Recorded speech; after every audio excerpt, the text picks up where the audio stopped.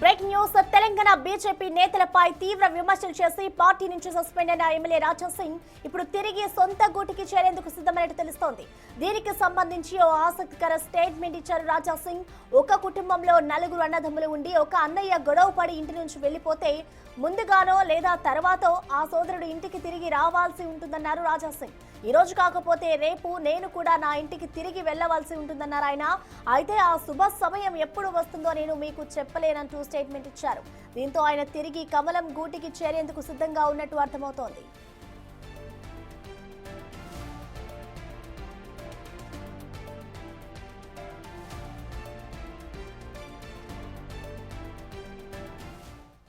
ఇక దీనిపై మరింత సమాచారాన్ని మా ప్రతినిధి వెంకట్ అందిస్తారు. వెంకట్, మనం చూస్తున్నాం ఇటు రాజా సింగ్ ఎప్పుడైతే బీజేపీకి సంబంధించి ఆయన పార్టీ నుంచి సస్పెండ్ అయ్యారో ఆ తర్వాత ఇప్పుడు చేస్తున్న వ్యాఖ్యల్ని ఎలా అర్థం చేసుకోవాలి? అంటే మళ్ళీ సొంత గూటికి వెళ్తున్నారనుకోవచ్చు ఆయన చెప్పిన మాటలను బట్టి చూస్తే.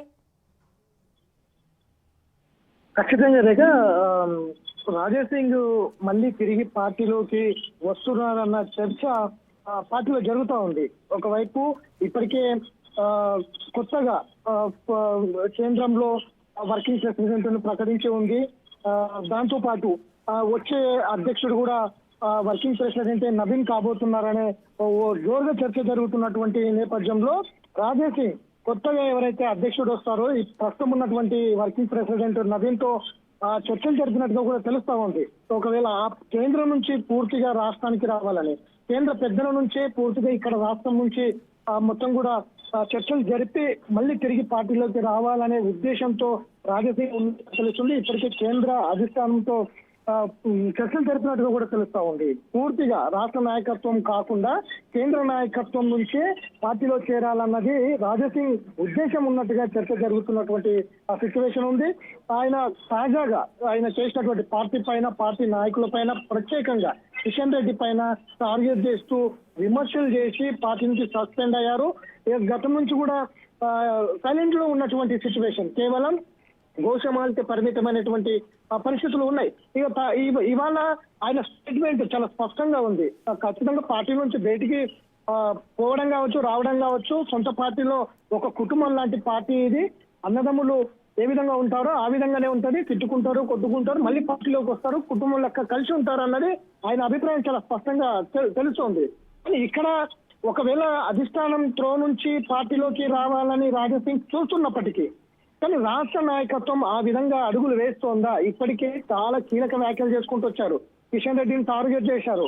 టేబుల్ దూర్చేటోళ్ళు అన్నారు. కిషన్ రెడ్డి టేబుల్ దూరిస్తే కిషన్ రెడ్డి పదవులు ఇస్తారన్నారు.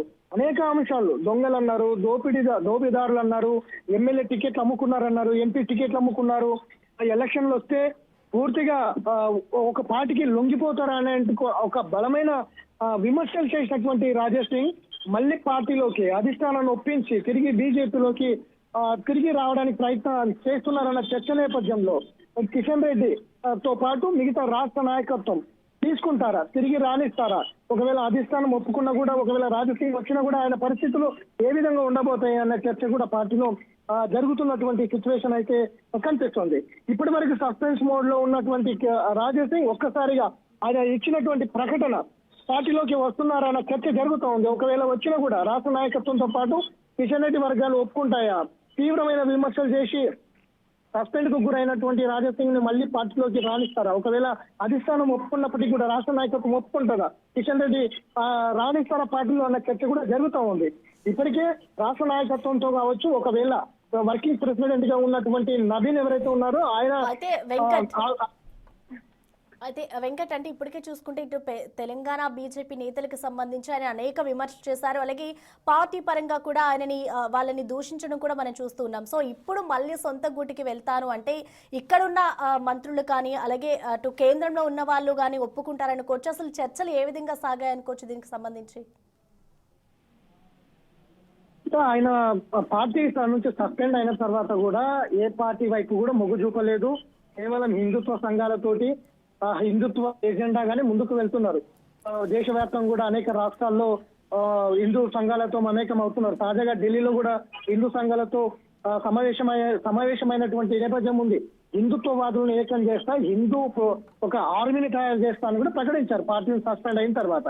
కానీ ఇప్పుడు ఆయన ప్రకటన చేసిన విధానం కనుక మనం ఒకసారి పరిశీలిస్తే ఖచ్చితంగా పార్టీలోకి రావాలని ఉంది. కేంద్ర అధిష్టానం త్వరలోనే నాకు పిలుపు వస్తుంది కేంద్రం నుంచి, ఖచ్చితంగా వారితో చర్చలు జరుపుతా.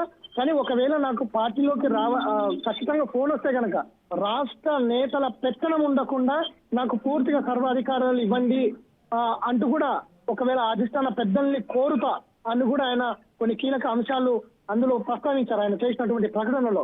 ఒకవేళ అధిష్టానం ఆ విధంగా ఒప్పుకుంటుందా, రాష్ట్ర నేతల పెత్తనం లేకుండా రాజాసింగ్ సర్వ హక్కులు ఇస్తుందా, ఆయన చేసే వివాదాస్పదమైన వ్యాఖ్యలు కావచ్చు, అంతకుముందు మొహమ్మద్ ప్రవక్త పైన వివాదాస్పద వ్యాఖ్యలు చేసి సస్పెండ్ అయిన అంశం కూడా ఉంది రాజాసింగ్ మీద.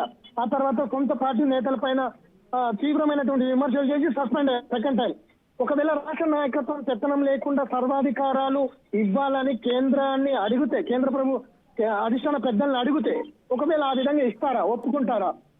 ఒకవేళ ఒప్పుకున్నప్పటికీ కూడా రాష్ట్ర పెత్తనం లేకుండా రాజాసింగ్ ఇక్కడ కిషన్ రెడ్డి సారథ్యంలో, రామచంద్రరావు సారథ్యంలో ముందుకు వెళ్తారా? ఒకవేళ ఏ విధంగా ఉంటుందన్న చర్చ కూడా జరుగుతూ ఉంది. ఎందుకంటే నిత్యం హిందుత్వవాదాన్ని భుజాన వేసుకొని ముందుకు వెళ్తున్నటువంటి రాజాసింగ్ పొద్దు పొడిస్తే పొద్దు మూచిన హిందుత్వం దాని మీద మాట్లాడుతూ విమర్శలు చేసే వ్యక్తి రాజాసింగ్. అట్లాంటి రాజాసింగ్ ఇక్కడ రాష్ట్ర బీజేపీలో ఒకవేళ అధిష్టానం ఒప్పుకున్నప్పటికీ కూడా రాష్ట్ర బీజేపీలోకి వస్తే ఏ విధంగా ఉండబోతుందన్న సస్పెన్స్ కూడా కొనసాగుతుంది. సో ఒక సైనికుడులా పనిచేస్తా, ఒకవేళ అధిష్టానం నన్ను పిలిచి మాట్లాడి రాష్ట్ర నాయకత్వం పెత్తనం లేకుండా నాకు సర్వ హక్కులు ఇస్తే కనుక పూర్తి స్థాయిలో ఒక సైనికుడులా పనిచేస్తా, పార్టీ బలోపేతం పనిచేస్తా అన్నదైతే ఇప్పుడు పార్టీలో చర్చ జరుగుతోంది. దీని మీద అధిష్టానం ఏ విధంగా స్పందిస్తుంది, రాష్ట్ర నాయకత్వం ఏ విధంగా స్పందిస్తుంది అన్నదైతే చూడాలి. Thank you Venkat.